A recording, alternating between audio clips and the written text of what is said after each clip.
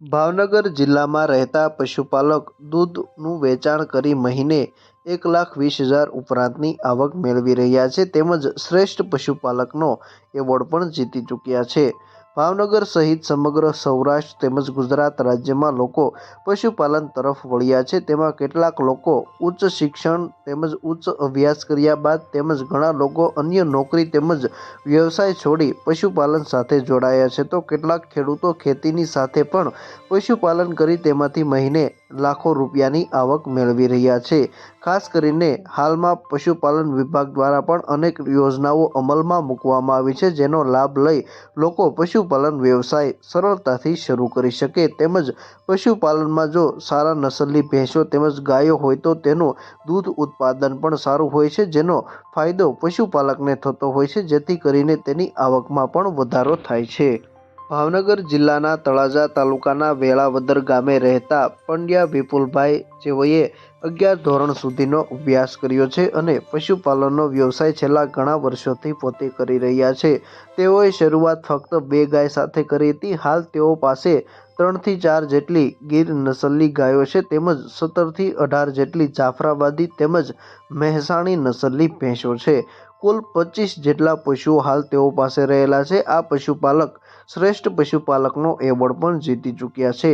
પશુપાલનની સાથે સાથે ખેતીનો વ્યવસાય પણ પોતે કરી રહ્યા છે અને બંનેમાંથી સારી આવક મહિને મેળવી રહ્યા છે। ખાસ કરીને પશુનો ઉપયોગ કરી તેના છાણમાંથી ખાતર તૈયાર કરી તેનો ખેતીમાં ઉપયોગ કરતા હોવાના કારણે નીપજ પણ સારી મળી રહે છે। મારું નામ પંડ્યા વિપુલભાઈ નંદરામભાઈ, ગામ વેળાવદર, તાલુકો તળાજા, જિલ્લો ભાવનગર। હું આ પશુપાલન સાથે લગભગ આમ તો ઘણા સમયથી જોડાયેલા છીએ। મારી પાસે 25 પશુઓ છે, એમાં ગીર નસલની 2-3 ગાયો છે અને બાકી જાફરાબાદી ભેંસો છે અને મહેસાણી ભેંસો છે। મારો અભ્યાસ 11 ધોરણ સુધીનો મારો અભ્યાસ છે।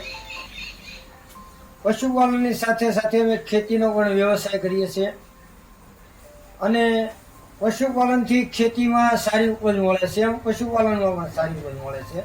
પશુપાલનમાં મારે દરરોજનું 40 થી 50 લીટર દૂધ થાય છે, બંને ટકનું થઈ।